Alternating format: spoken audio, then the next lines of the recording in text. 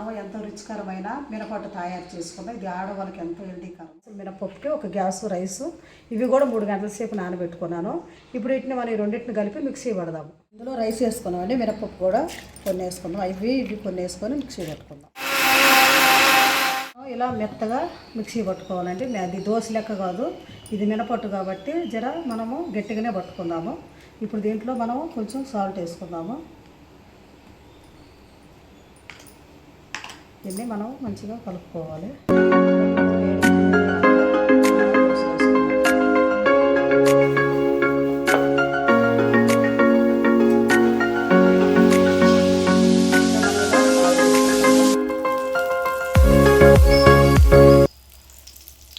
ఇట్లా యూట్యూబ్ కూడా నాకు పెట్టింది.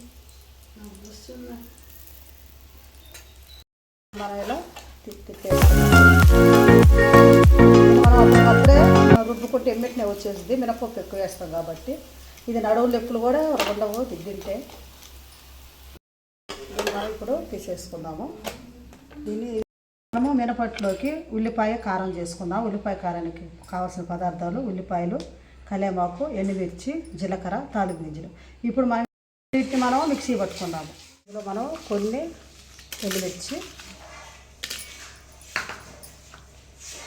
కొంచెం జీలకర్ర, కొంచెం కరివేపాకు,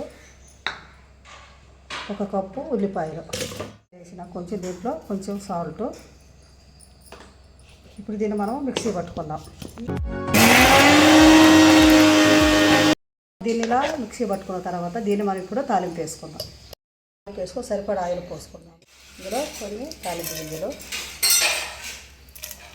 ఎండుమిర్చి,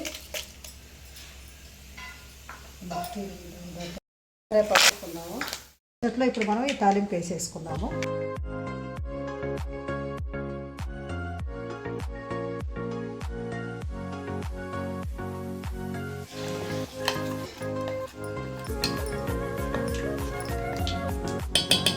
ఎంతో రుచికరమైన మినపట్లు, దాంట్లోకి ఉల్లిపాయ కారం రెడీ అయిందండి. మీరు కూడా ఒకసారి ట్రై చేసి చూడండి.